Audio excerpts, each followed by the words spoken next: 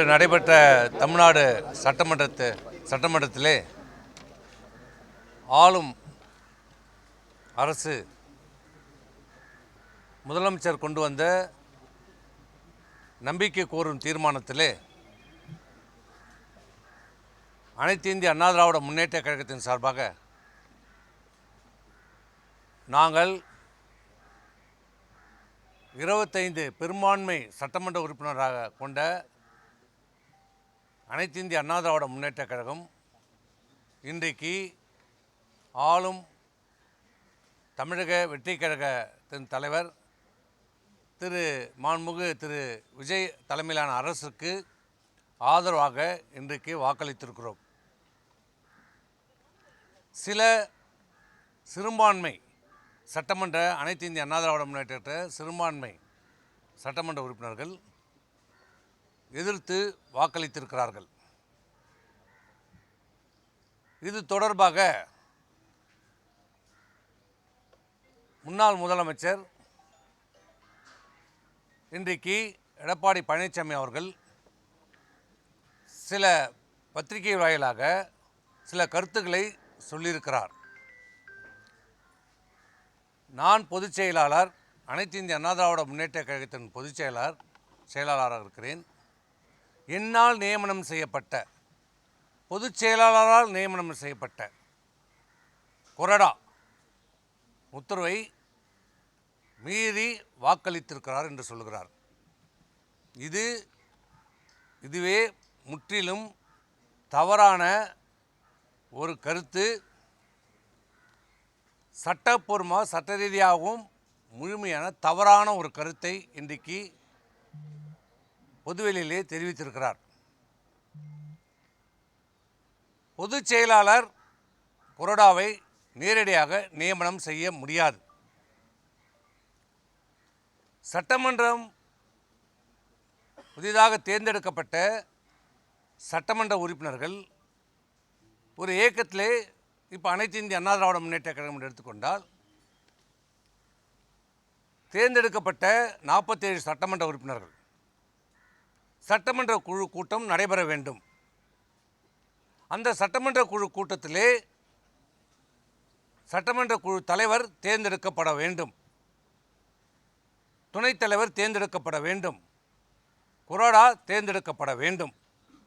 இதுதான் சட்டம், இதுதான் மரபு, இதுதான் இதுவரை நடந்திருக்கிறது.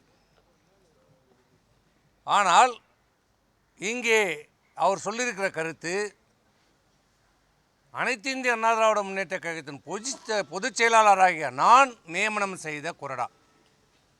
பொதுச் செயலாளர் கொறடாவை நியமனம் செய்ய முடியாது. சட்டமன்ற உறுப்பினர்களால் தேர்வு செய்யப்பட்ட சட்டமன்ற தலைவர், சட்டமன்ற உறுப்பினர்களால் தேர்வு செய்யப்பட்ட கொறடா, இவர்தான் ஒரு கட்சியினுடைய கொள்கை முடிவுகளை இந்த சட்டமன்றத்தில் எப்படி செயல்பட வேண்டும் என்பதை சொல்கின்ற போது அந்த தேர்ந்தெடுக்கப்பட்ட கொறடா அனைத்து சட்டமன்ற உறுப்பினர்களுக்கும் உத்தரவுகளை கொடுப்பார். இதுதான் நடைமுறை. எல்லா கட்சியிலையும் அதான் நடைமுறை, சட்டமன்றத்திலையும் அதுதான், நாடாளுமன்றத்திலையும் அதுதான் நடைமுறை. ஆனால் இன்றைக்கு புதிதாக ஒரு விளக்கத்தை அவர் கொடுத்து கொண்டிருக்கிறார்.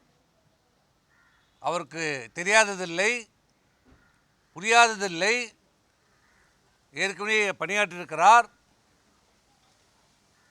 தன்னுடைய பலவீனத்தை, தங்களுக்கு ஆதரவு இல்லை என்பதை மறைப்பதற்காக இப்படி தவறான ஒரு தகவலை இன்றைக்கு சொல்லி இருக்கிறார். இன்னொன்று, நான் சட்டமன்ற உறுப்பினர்களால் தேர்வு செய்யப்பட்டேன் என்று சொல்லியிருக்கிறார். அது முற்றிலும் பொய், தவறு, உண்மைக்கு புறமான செய்தி, அப்பட்டமான பொய், வடிகட்டிய ஜம்மு காலத்தில் வடிகட்டிய பொய். அவர் சொல்கின்ற சட்டமன்ற உறுப்பினருடைய கையெழுத்தை பெற்றதாக சொல்லுகின்ற அந்த 47 பேர் எப்போ, எங்கே, எதற்காக பெற்றார் என்று அவரால் சொல்ல முடியுமா? எப்போது சட்டமன்ற கூட்டம் நடைபெற்றது, எந்த தேதியிலே நடைபெற்றது, எங்கே நடைபெற்றது, தீர்மானம் நிறைவேற்றினார்களா? அந்த தீர்மானம் இப்போ 47 பேர் ஒரு சட்டமன்ற உறுப்பினர்கள் கையெழுத்து போட்டு கொடுத்ததாக சொல்கிறார்கள். அப்படி என்றால் அந்த தீர்மானம் நோட்டிலே அந்த தேதியிலே எந்த தேதியிலே நடைபெற்றது, என்ன அஜெண்டா வைக்கப்பட்டது, என்ன தீர்மானம் நிறைவேற்றப்பட்டது, அந்த தீர்மான புக்கிலே இந்த 47 சட்டமன்ற உறுப்பினர்களும் கையொப்பம் இட்டிருக்கிறார்களா என்பதை அவருக்கு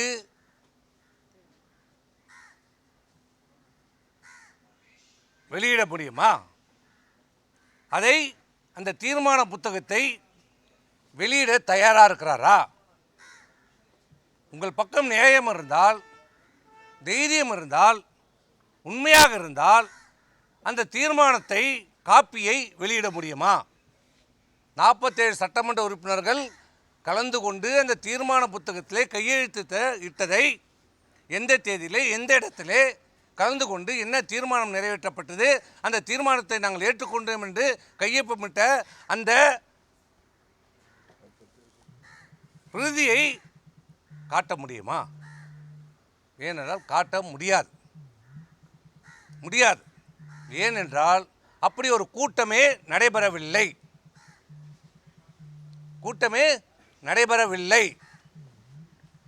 ஒரு ஃபோட்டோவை காட்டுவார், நாங்கள்லாம் அமர்ந்திருக்கிற மாதிரி. அது கூட்டமில்லை.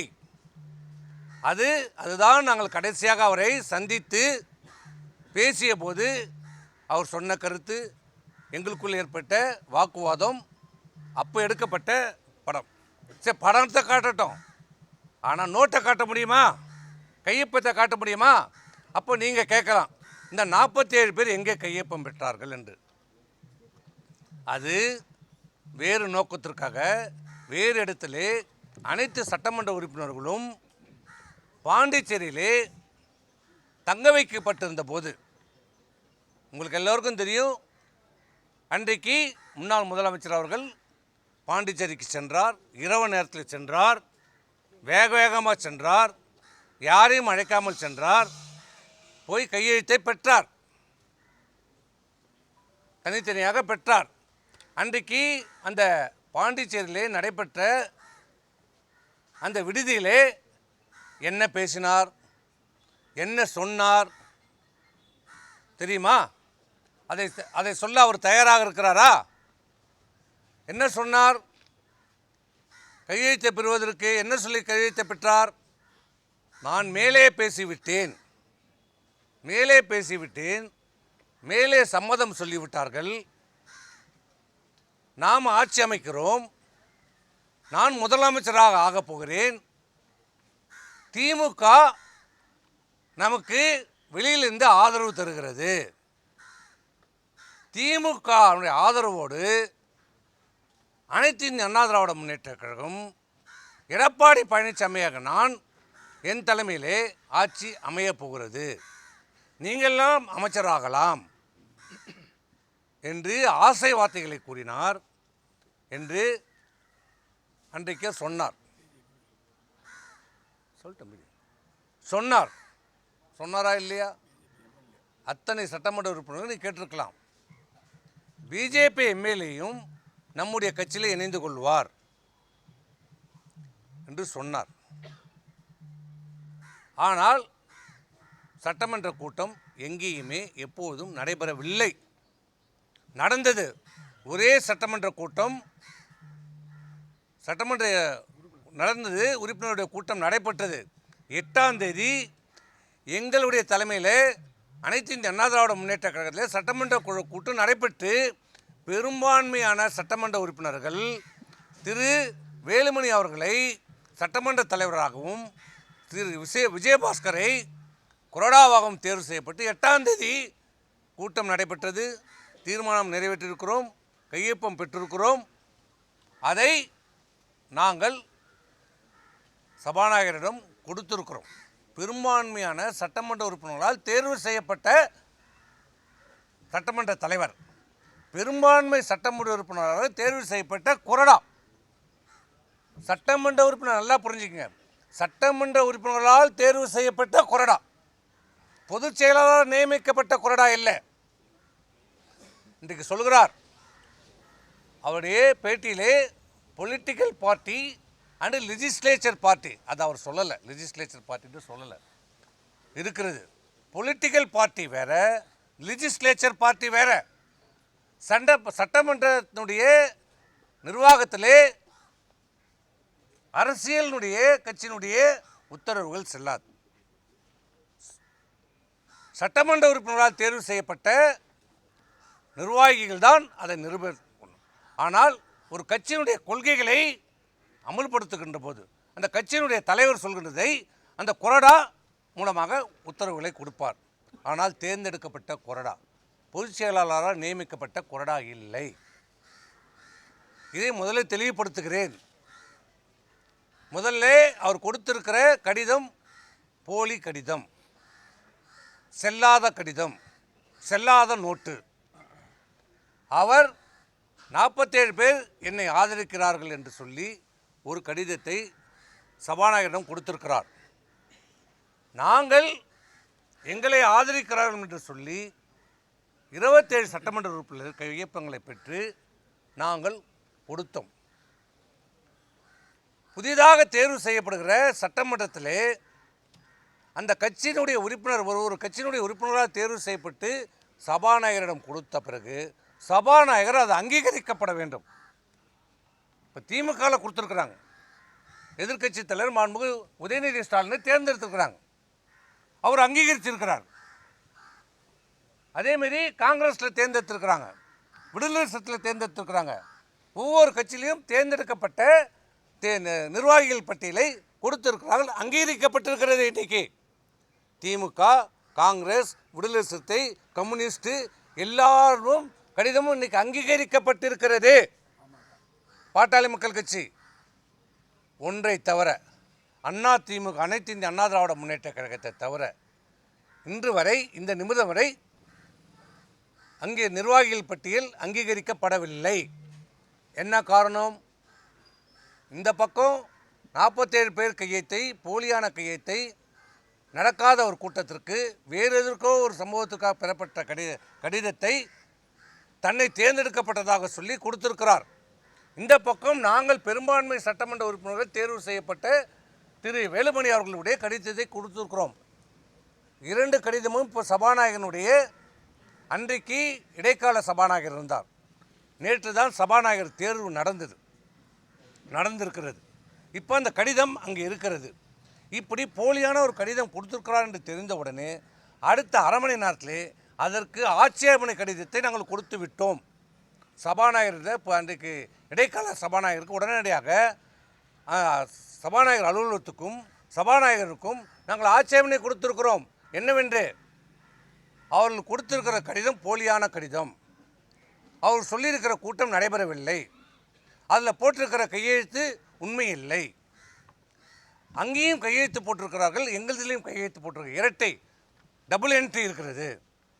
இதை நீங்கள் முழுமையாக விசாரணை செய்யப்பட வேண்டும், ஆய்வு செய்யப்பட வேண்டும், நடவடிக்கை எடுக்க வேண்டும் என்று சொல்லியிருக்கிறோம்.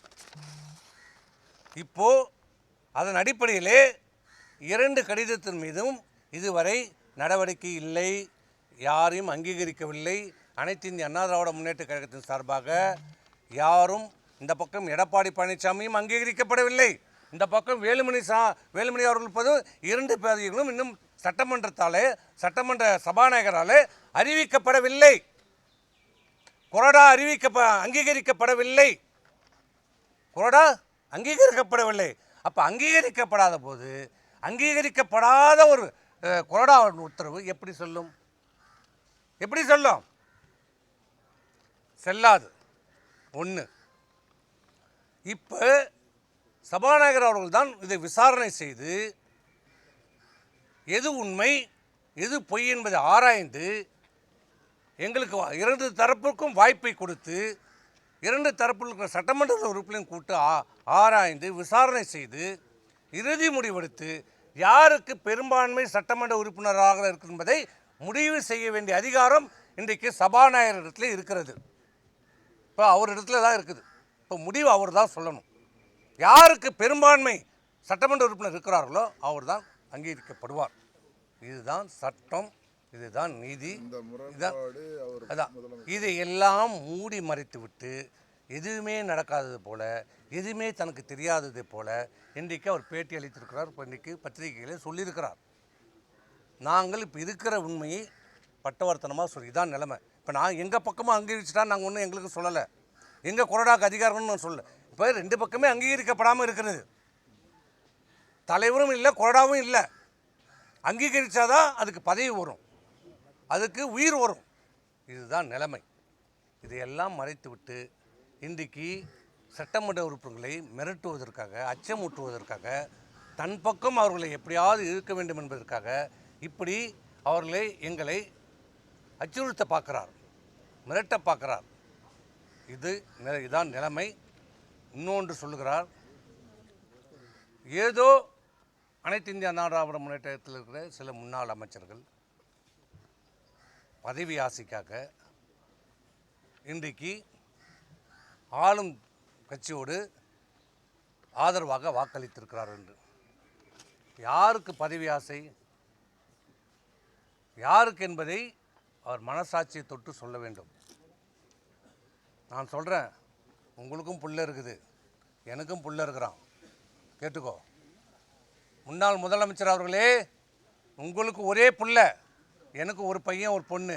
இந்த இடத்துல இப்போ சொல்கிறேன், உங்களுக்கு தைரியம் இருந்தால் வாங்க, என் பிள்ளையை கொண்டாந்து நிறுத்துறேன், உன் பிள்ளையை கொண்டாந்து நிறுத்தா, என் பிள்ளை மேலே தலை மேலே சத்தியம் அடித்து சொல்கிறேன். நீங்கள் சொன்னது என்ன என்ன என்ன என்ன சொன்னீங்க? திமுகவோடு உங்களுக்கு உறவும் இல்லை எதுமா? என்ன சொன்னீங்க? 4ஆம் தேதி தேர்தல் முடிந்து வெற்றி பெற்ற சான்றிதழ் வாங்குகிறோம். நான் 6:30 மணிக்கு வாங்குகிறேன். வாங்கிட்டு உடனே வீட்டில் கொடுத்துட்டு சென்னைக்கு கிளம்பிட்டேன். வந்து கொண்டே இருக்கிறேன். ஒரு 7:30 மணி இருக்கும் நான் செங்கல்பேட்டை தாண்டும் போது. யார் என்று பேரெல்லாம் கேட்காதீங்க, அதெல்லாம் கேட்காதீங்க, சொல்ல மாட்டேன். திமுகவிலிருந்து 2 முன்னாள் அமைச்சர்கள் எங்கள் லைனுக்கு வர்றாரு. என்னடா இவங்களுக்கு சம்மந்தமே இல்லையே, நம்ம கூட வராங்க. முதல்ல நம்பர் தெரியாமல் எடுத்துட்டேன். நான் தான் பேசுகிறேன். என்ன பார்த்து நல்ல பதவியை வாங்கிக்கணுவாங்க. நம்ம தோத்துட்டோம், என்ன நல்ல அமைச்சர், என்ன வாங்கினா என்னமோ பேசுகிறாரு, ஒன்றும் புரியல விட்டேன். அப்புறம் இன்னொரு அமைச்சர் வராரு. இல்லை என்னன்னா, நான் 5 வருஷமாக கண்டுக்கல, இப்போ தான் ஃபோன் பண்ணிக்கலன்னு கேட்டேன். இல்லை எல்லாம் நல்லபடியாக போகுது, எல்லாம் நல்லா பார்த்துங்க, நல்லா அமைச்சர் என்னமோ சொல்கிறாங்க, எனக்கு ஒன்றும் புரியல. நாங்கள் தோல்வி இதில் அந்த சங்கடத்தில் விட்டுட்டோம். நைட்டு வந்துட்டோம். காலையில் தான் என்னுடைய விஷயமே எங்களுக்கு புரியுது. காலையில் எங்களுக்கு செய்தி வருகிறது, பொதுச்செயலாளர்லேருந்து என்னன்னு பேசுகிறாரு, நம்ம ஆட்சி அமைக்கிறோம். என்ன சொல்கிறீங்க? திமுக நமக்கு ஆதரவு தருகிறது, வெளியிலிருந்து ஆதரவு தருகிறார்கள். நான் டெல்லியில் பேசிட்டேன், எல்லாம் முடிஞ்சிருச்சு. திமுக ஆட்சியில் பங்கெடுக்கலை, அவங்க வெளியிலேருந்து நமக்கு ஆதரவு தருகிறாங்க. அந்த கூட்டணியில் இருக்கிறவங்களுக்கு மட்டும் ஒரு அமைச்சர் கொடுங்க, மீதி எல்லாம் நீங்கள் எடுத்துங்க, நமக்கு ஒரு 25 அமைச்சர்கள் கிடைக்கும். நான் கேட்டேன், இது எப்படின்னா? இந்த இயக்கம் ஆரம்பிக்கப்பட்டது எதனால? திமுகவை எதிர்த்து தொடங்கப்பட்ட இயக்கம். திமுக ஒரு தீய சக்தி, அது அழிக்கப்பட வேண்டும் என்று சொல்லி தொடங்கப்பட்ட இயக்கம். புரட்சித் தலைவர் எம்ஜிஆரால் தொடங்கப்பட்ட இயக்கம் அனைத்து இந்திய அண்ணா திராவிட முன்னேற்ற கழகம், தொண்டரால் தொடங்கப்பட்ட இயக்கம். அந்த இயக்கத்தில் சட்டமன்ற உறுப்பினரா, நாடாளுமன்ற உறுப்பினரா, அமைச்சரா, ஏன் இந்த மிகப்பெரிய தமிழ்நாட்டினுடைய முதலமைச்சரா, இந்த கட்சியினுடைய பொதுச்செயலாளராக இருக்கிற இவர் 54 ஆண்டு காலம், ஒரு தலைமுறை இல்லை, 2 தலைமுறை இல்லை, 3 தலைமுறையாக எங்கள் அப்பா மாவட்ட செயலாளர் எம்பி, இப்போ நான் இருக்கிறேன். அதேமாதிரி இவருடைய அப்பா சேர்மன், இவங்கெல்லாம் எல்லாருமே இங்கே இருக்கிற பெரும்பாலும் பார்த்தீங்கன்னா ஒரு தலைமுறை 2 தலைமுறை. இதுவரைக்கும் திமுக எதிர்த்து நாங்கள் அரசியல் செய்து கொண்டு இருக்கிறோம். இப்படி பார்த்த எங்களை திமுக ஆதரவோடு ஆட்சி அமையும் என்று நீங்கள் எப்படி சொல்கிறீங்க? இது என்ன நியாயம் என்று கேட்டேன். இல்லைப்பா, எல்லாரும் இருந்தோம், வெல்மணி இருந்தோம், அங்கே இருந்தோம், எல்லாரும் இருக்கிறோம்.